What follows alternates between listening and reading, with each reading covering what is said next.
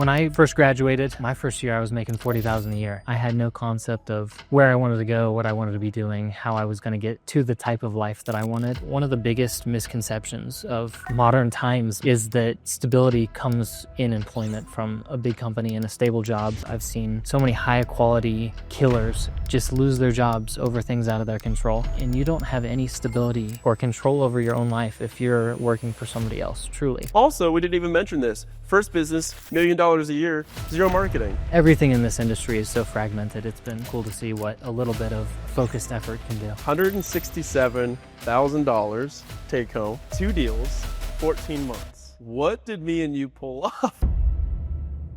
2 deals, the first about a year ago. The second one just closed about 2 weeks ago.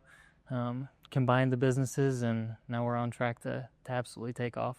Dude, and now we're looking at what, $500,000, about $485,000 STE take like profit, you know, as with you as the business owner. Oh yeah, and that's as it is today. That's without any growth, and that's I'm in it full time now. We're gonna take off. Let's freaking go, man. So tell people, like, introduce yourself to the people, like, who are you, what do you do today, and then let's go into your backstory and what you did in corporate, and then let's kind of dissect each piece of this journey of you exiting, because in the very beginning, me meeting you a year ago, you had a completely different strategy to leave than what we had like last year at the end of the year, and then we actually pulled off and executed, because after you and I bought our first business together, so for people listening, this is my business partner. This is Piercyn. This is the deal that I've been talking about for the last freaking 6 months, but I haven't been able to say anything because you were still employed. And now we finally get to talk about this stuff, dude. So I'm so excited. So who are you today? And then let's backtrack it. Yeah, my name is Piercyn Charbonneau. I'm an acquisition entrepreneur. I'm going to focus on buying and scaling recurring service businesses. Right now we're working on hoods of Kansas City and growing that to 5 million top line. Hopefully to eventually sell or grow it into something that we can bring in a really good operator for and start to bring in other businesses into the portfolio. Yeah, and I think it's funny when people think about like what businesses to buy, and you think of all these sexy industries and all this sexy stuff. And then when you came to me that first day and I saw your post, you posted and you were like, hey, we're going to buy this company that cleans kitchen hoods. So like, what the hell is a kitchen hood cleaning company that's making millions of dollars for us right now? Yeah, so Hoods is a commercial kitchen exhaust cleaning company. By law, by fire code, restaurants are required to have their kitchens inspected, cleaned, kept safe from fire compliance issues, typically on a quarterly basis. So it's basically a forced subscription service company, and we protect bars, restaurants, commercial kitchens, hotels, hospitals from fire. That's what we do. Yeah, so literally for people watching, if you think about, like, you have a fry cook, you have the commercial kitchen stove where they're frying, and you cooking all the grease splats up, and then the giant vents will suck up all the grease in the air, and then those need to be cleaned. And we just literally bought the company that you have to call to have them cleaned by law. And we're making millions of dollars doing that. So talk about boring, talk about repeatable, talk about something that is not taken away by AI. That's what we pulled off here. That's why I love the business model so much, and I love the operations of it. So I'll get into, maybe in the back half of this episode, a little bit more about our partnership, about what attracted me to you guys, and about, how it worked vice versa. But first, you're a full-time entrepreneur now. You finally just put in your W-2 notice, and now you're full-time doing the kitchen hood business. But a year ago, you were working a corporate job. So walk us through this $167,000 a year corporate job. Great job that you were working. Things were good enough. What made you first decide that you wanted to pursue something more? And then what was your strategy originally, and how did that change over time? Yeah. So I started working for it's a Kansas City local company as a sophomore in college. I was an intern, did social media marketing. I started school bio pre-med and immediately decided that was not the path for me. So switched to studio art and communication, found this internship, loved the company. I'm a hippie at heart, so sustainability, recycling, I'm all for it. Fast forward to graduation, I had identified in Kansas City market that there was a huge opportunity for subscription recycling services for bars and restaurants. It was a super cool small company. a lot of entrepreneurial vibes in the building. Basically, it was present an idea, make a good business case, and take off. So that's how I got my start. I launched subscription recycling programs for them. It was a great company. We used to joke, though, it was the least profitable for-profit company in Kansas City. And the mission was never really to make money originally. It was, we want to do the right thing for the environment. We want a cool, circular, local economy for recyclables. And then we started making a lot of money. So, Yeah. We were purchased by private equity in 2022. And that was kind of the first steps towards, okay, this is no longer something that I necessarily feel like I've got an alignment with. This is all about the money, which is, fine. A business needs to make money, but not so much part of what I wanted to do. I started to become a cog in the bigger machine, and then eventually, about a year later, we were purchased by another company. Bonus program slashed. I wasn't on commission anymore. Just really a nightmare. I thrive on that type of thing where, eat what you kill, and that got taken away. So I think it's funny because a lot of people used to think that security was maintaining the corporate job, but now with that happening so much, we've seen that happen over and over and over again, dozens of times, where people will either be restructured in the org, or their comp plan is completely restructured that they've had for 5 years, or their position is completely restructured and gone. We have multiple people, other ones that I'm partnering with in Action Academy, that straight up, like, their $200,000 a year job is just done because they got bought by another company, or they're changing verticals or something like that. So it's crazy that, with me, it was kind of the same thing. And for me, I just looked at my boss's boss, and I just saw the trajectory of what I thought that I wanted. And I realized, I was like, oof, like, this is not the life or the lifestyle that I want to live. So talk about your initial strategy. So you kind of have this moment where you think enough is enough. You want to start pursuing something more. So you start buying single-family houses, and then eventually join Action Academy. So walk us through how you used to think about things and how that thinking changed. Yeah.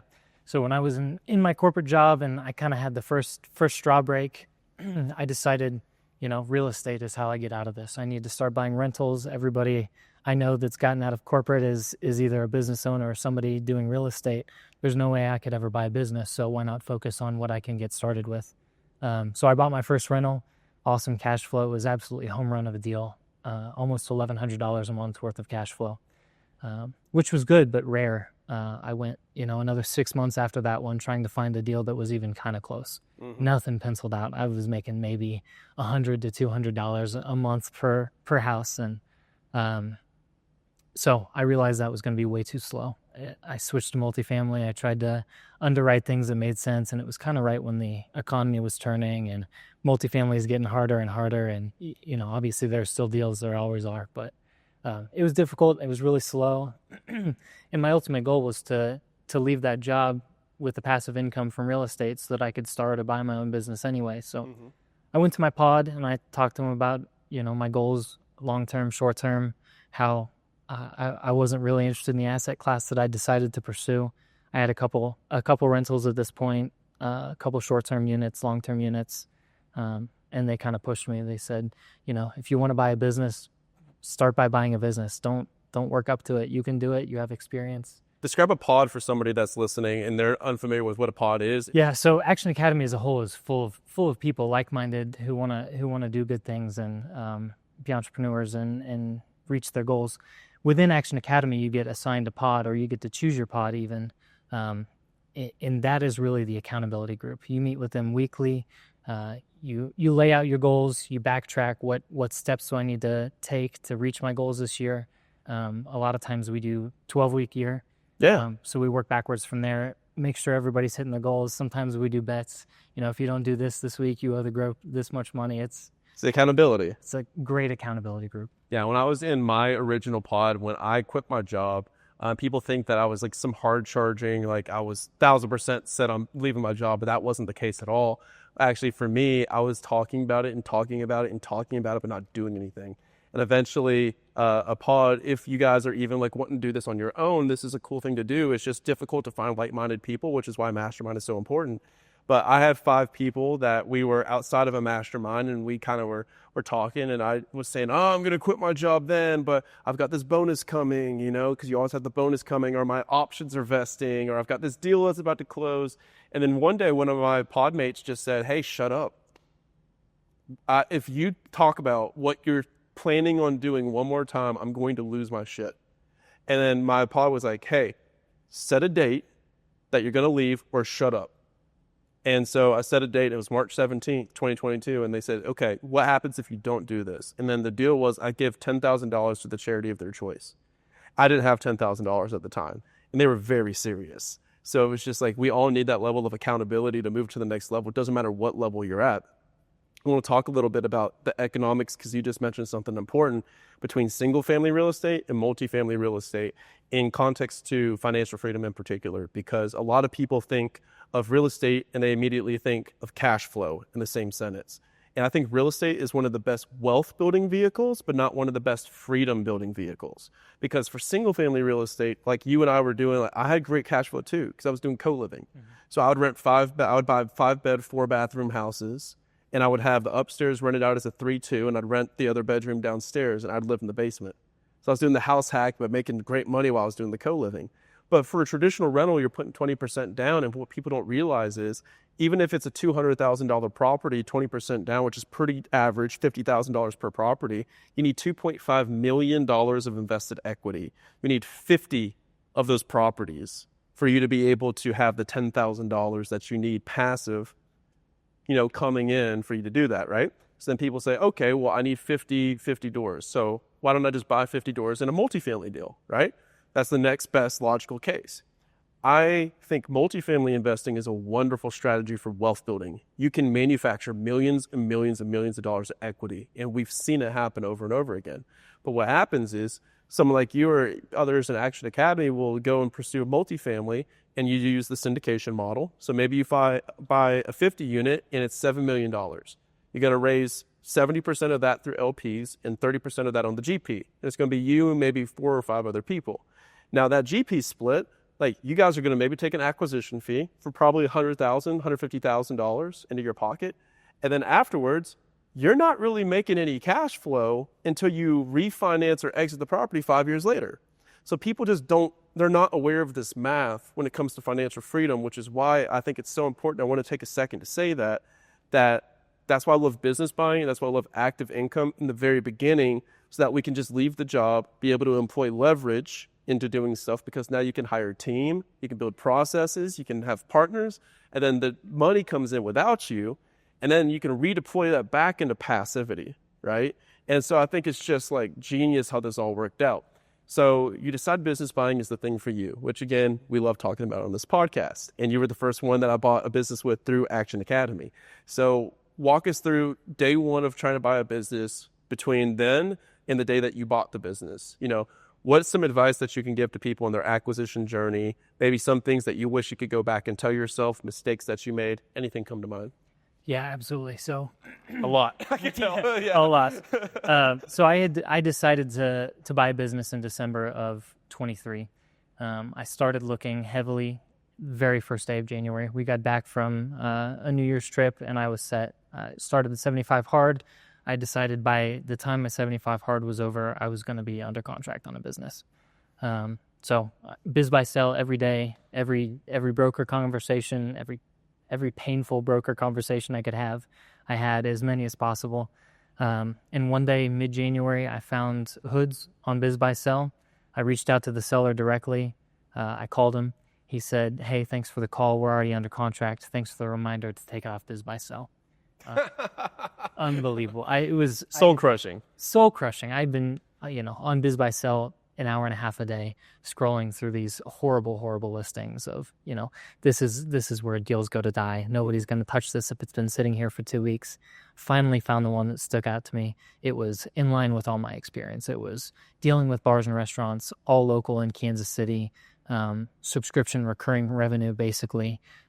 So right up my alley. I know how to do operations. I know how to deal with technicians and laborers and handle back office management. So I was dead set. I was so excited when I called him, and to get that news that it was already under contract was a killer. But I kept bugging him over the next 2 weeks. I said, hey, if anything falls through, if he drops his price on you, give me a call. Let's just have a conversation. And about a month later, it was mid-February, he gave me a call. He said, hey, deal's back on the market. I've got a couple other offers. I wanted to give you a chance to make an offer. So worked up the numbers, made a strong offer, and that was that. We went under contract. Yeah. And so talk about how we negotiated this, because this was 90% seller financing. So talk to people about like, what is seller financing and why did you guys structure it that way? Yeah. So in the beginning, he was not open to any portion of seller financing. He wanted 100% cash out. He owned other businesses, and his goal was to just focus on his new business and do that full time. He wanted the cash to inject into his new venture. What we found out was that he didn't really need the cash. He just wanted monthly cash flow so that he didn't pull additional business money out of his new business. So we made the offer with 100% seller SBA financing, just a normal loan. He loved it. We took it to the bank. The bank did not love it. He had so many add backs, things that, Tell people what an add back is. So an add back is things like if the seller is putting their personal vehicle or travel or meals or things like that into the business expenses and then trying to add them back as SDE. And some of them are like, it's basically saying, hey, like, I'm counting this as an expense. It's not really an expense that you're going to incur. But in acquisition, sometimes excess of add backs, you start to ask some questions, right? Right, absolutely. It can certainly be a red flag. So a lot of the add backs we were accepting, the banks were not. His personal vehicle, he had an assistant in place. He had a general manager that he tried to place as an add back and, things like that. Ooh. Some of it will fly and some of it won't. We accepted a lot of it, but at the end of the day, the banks wouldn't, and it really helped our position towards pushing seller financing. I said, we can make your number work, but it's got to be on our terms. It's my price, your terms, or your terms my, or your terms my price. Exactly. So we made a couple different sets of offers. One was 30% seller financing, one was 40.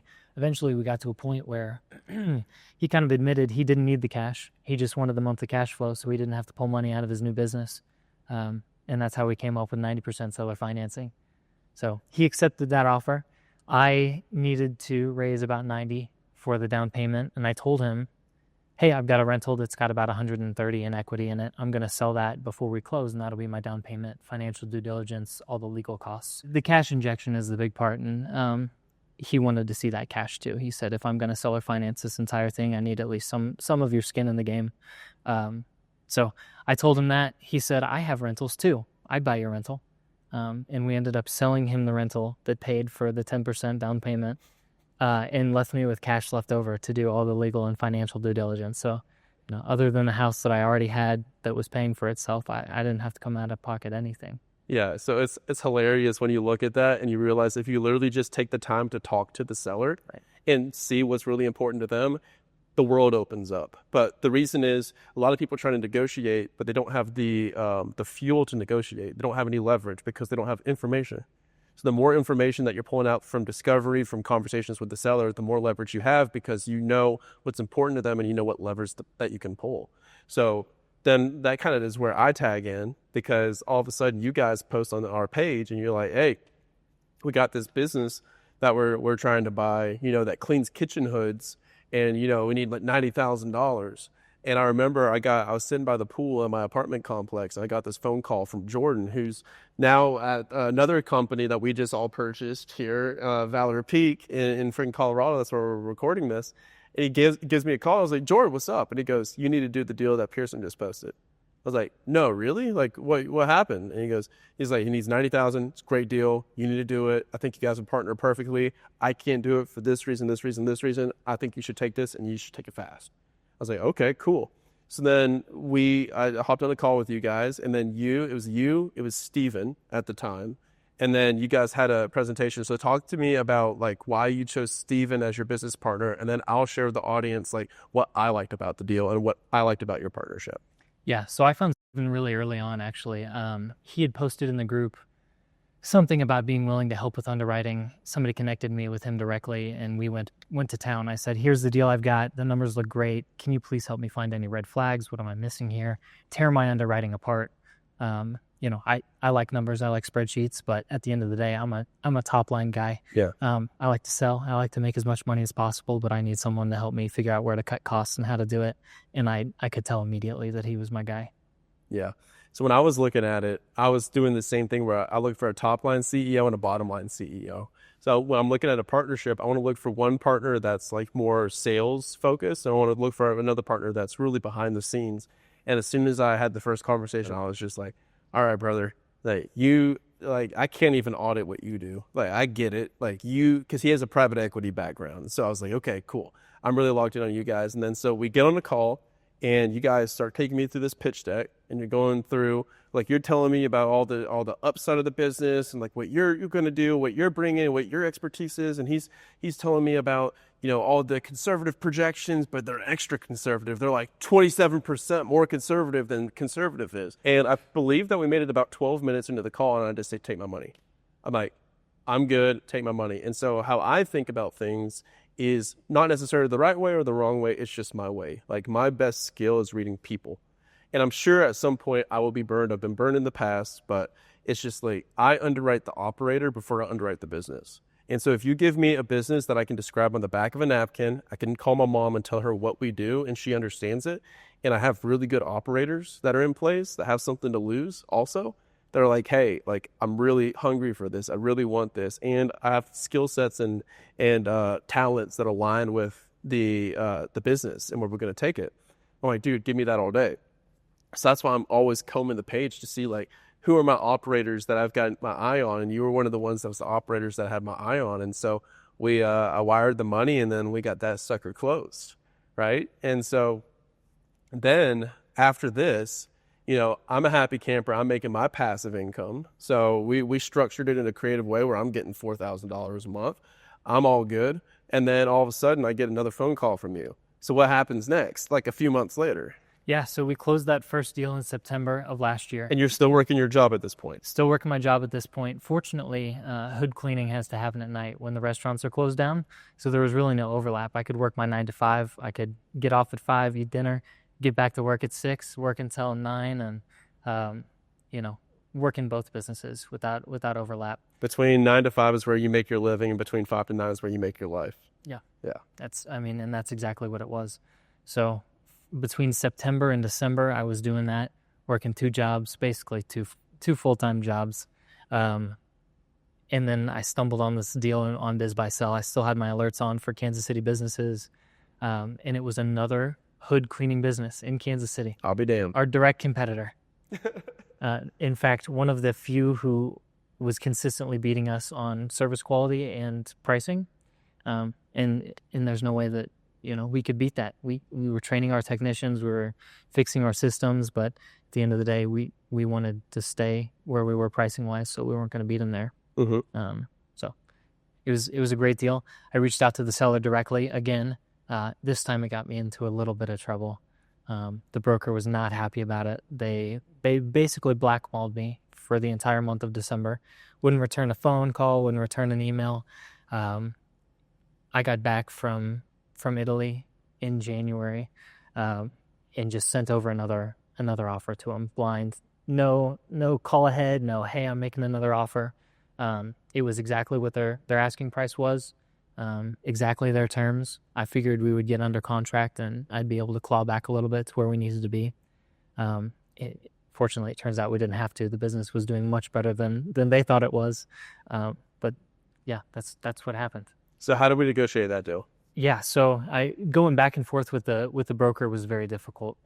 He wanted the price, he wanted the terms, he pitted us against the other buyers. Into like a bidding war. Exactly, into a bidding war. It kept our price high. It made it very difficult to do any clawbacks. What it came down to was understanding the seller's wants again, which is what saves us. And I talk to people in Action Academy all the time about this. You shouldn't be negotiating unless you understand the drive and the motivations behind the seller that's selling to you. What if you offer a price discount and they don't care about an increase of price? They just want immediate hands off. And that's what happened in this one. I understood that the guy wanted to retire right away. He wanted to go start living his life on a boat, taking cruises with his wife, hanging out with his grandkids more. and the competing offers wanted him to stay on for 6 months or more. So we were in a good position because we already understood the hood cleaning business. We didn't need to be trained. We didn't need to have him do any additional onboarding work. It was, close day one, take over, and start working his company. Mm-hmm. And that's what he liked about us. Yeah, and so we were able to take that one, and then I bought that one too with you. And so I got another call, and so that's why I tell people, especially like in my position, I'm like, I got to stay with cash. Like cash is king for me, because if I don't have cash, I'm not able to make these giant bets. Now I've got another, I think, $300,000 that we're about to float out to other people that's sitting in cash ready to go. And so I have to stay every single day ready, because when you have that call, it's like, I got to be ready for you, because that's the value that I bring to the deal is capital, and then sometimes help with like strategic marketing or something like that. So we get this deal done. Talk to us about the roll-up strategy and why I believe it's the best wealth building vehicle that exists, period, for people to build generational levels of wealth. And then also, this wasn't technically like a roll-up. Like there's another word for what we call this. So like, what is the roll-up strategy? And then what was this first part of the roll-up? Yeah, so I think absolutely our strategy is gonna be to continue doing roll-ups, whether that's in Kansas City locally or spread throughout the region. If we're buying other hoods, territories, and locations, or other competing businesses and rolling them into the model. Basically, the model is you take a platform that has really good systems, an easy to operate business, something your mom could understand, that you could write on a napkin, and then you find competing businesses that are really strong, and you buy them, and then you tuck them into your existing business. So we call this one the tuck-in. A tuck-in, exactly. Yeah. So this was the first of hopefully many tuck-ins. And the reason it's so powerful is because, if you buy a business with $300,000 in seller's discretionary earnings, and then you buy 5 more of those, it increases the purchase price multiple from a 3 times multiple to, if we get hoods up to 5 million top line, we'll be up over $1 million in annual SDE. Mm-hmm. And at that point, the purchase multiple is going to go from 3 to 5 or 7 even, maybe higher. Mm-hmm. So it's a massive multiplier of wealth, and you're just skipping steps. It's awesome. Yeah, so there's 2 different levers that you could pull when it comes to business acquisition when everybody's trying to build equity, right? So you can either increase the SDE or EBITDA when you get a little bit larger. So we were starting to, before we were tracking Action Academy profit in SDE, but now we're starting to pivot to EBITDA because we're into the 7 figures now. And so once you get past that point, then it's EBITDA, earnings before interest, taxes, depreciation, and amortization. There we go, nailed it. That word freaking kills me. And so the 2 different levers that you can pull when you buy a business to manufacture equity is, number 1, increase the SDE, the profit, right? So if you buy something that's a 300,000 SDE at a 5x multiple, then you can increase that by $100,000, and then that's $100,000 times 5. You just added $500,000 of equity to the business. Like, that's a big deal. Now, what you're talking about with the roll-up strategy is you're taking all of these different discombobulated companies and you're putting them all together. It's what private equity looks for in like HVAC, plumbing, etc. And then you take maybe 5 or 6 different plumbing companies, you combine them all together, you have one centralized office, one centralized C-suite, one centralized hub of operations, sales, finance, HR, everything, because now you have economies of scale. Now you can purchase parts at a better rate, you can pay at a better rate, you have better systems, better hiring, better onboarding, better ops. And then all of a sudden, like, you're just adding gobs and gobs and gobs of profit. And then eventually once you get up to the $1 million of EBITDA, then you're starting to become more attractive. Once you get up to about $3 to $5 million of EBITDA, especially $5 million of EBITDA, then at that point, like, that's when you're really, like, you can sell for an 8 to a 10 or even higher, because that's where private equity is really looking. So once you get to about, I would say, like, yeah, that $12 million top line and about $5 million EBITDA, that's money. That's the money shot. And so that's the game for everybody that's listening, is like, you can just do it one piece at a time. We just did 2, in the last freaking 6 months that we closed on. Now, the SBA was a freaking nightmare. So we could talk a little bit about that and about like the pros and cons. So for somebody that's going through the SBA process, which is like the traditional way that you buy a company, and we just did it, and I was the personal guarantee on it. What's some advice you could give? Vet your banks. Vet your banks. Give multiple quotes. We'll say vet your banks. Ask for experience, for sure. Yeah. it makes no sense to only have one bank that you're relying on. You need backups on backups, and maybe 3 options that you guys are choosing. Absolutely, yeah. And then staying in contact with the other 2, because the first one can drop the ball 4 or 5 times. Yeah, you could be 2 weeks away from close, have them drop the ball, and if you don't have a backup ready, you've been keeping it in along the way, then you're shit out of luck. Yeah, when it comes to banks, 2 is 1 and 1 is none. Exactly. Along those lines, don't let your broker choose your bank, or even recommend one. Probably, big lesson learned there. So where would you go now? Would you go to maybe somebody else that you know in your network and ask them? Yeah, absolutely. Action Academy is full of people who have experience getting SBA loans and have had quality experiences that we didn't have this time. So, but we learned. We learned. Every failure is just a lesson. It's only a failure if you don't learn from it, Piercyn. Yeah. Well, so what's next, man? So you finally left your job, and now you successfully replaced a 6-figure income. And now what's the game plan over the next year, 3 years? What's the game plan? Yeah, so I'm in this full time now. We are constantly working on improving our systems, teaching our technicians, improving operations, things like that. We brought on 2 more partners as well that are sophisticated in sales, and then I think another one was sophisticated in ops.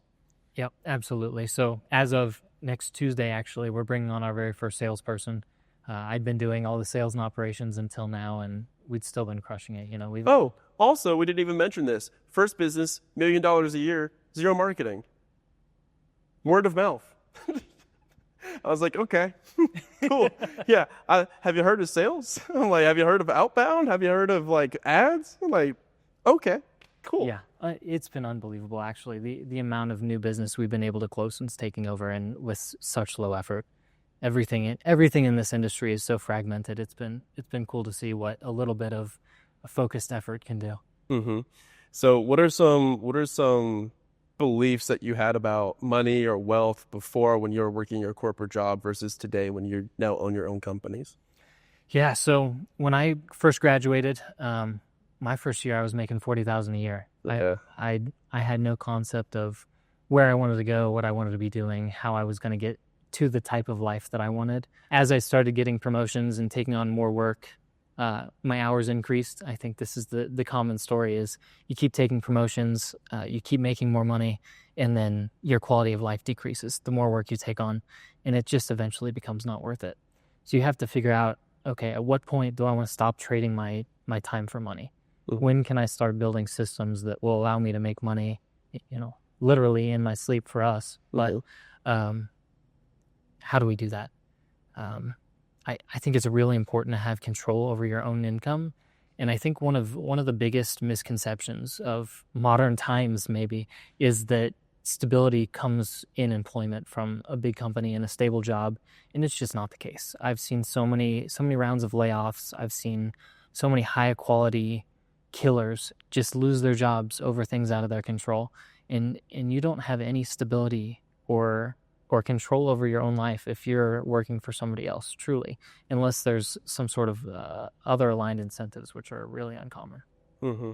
At the end of the day, I think the biggest case for entrepreneurship, now that I've been out for 3 years and really running into it, and it's still really, really hard, the biggest case for entrepreneurship over employment is leverage, period. Because the better entrepreneur you become, the more freedom that you build, and the more income at the same time.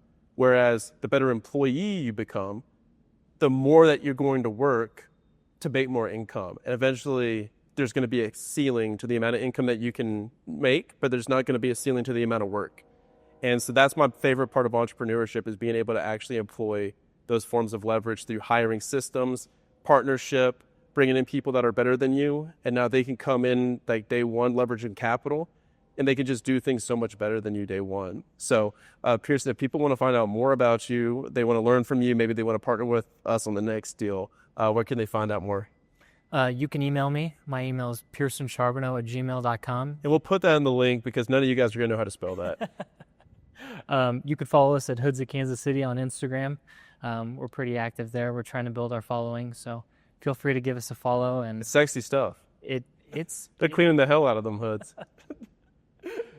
But dude, awesome, man. And then maybe one last piece of advice for anybody that's watching still at this point, and they're like, okay, cool, you talked about Action Academy a few times. Like, I'm hearing about it. Like, I'm trying to make a decision if I should even book a call. What's some advice you can give them about Action Academy in general? Yeah, I mean, truly, Action Academy changed the trajectory of my life. Had I not listened to your podcast in November of 22 and then eventually joined the following spring, there's no way I would be in this position today. And if I ever were to have bought a business, it would have been so far down the road. The community that you've built, the resources that Action Academy provides, talking to you is incredible. It's yeah, it's unlike anything else. Being in a room full of other people who want to do what you are doing and who have already done it is the fastest shortcut there is, I think. Yeah, freaking love it, man. Love partnering with you, and here's to many more, man. Absolutely. Congratulations again on this new one. We'll celebrate here tonight, along with 50 other Action Academy members that are coming here to celebrate this other business that we close.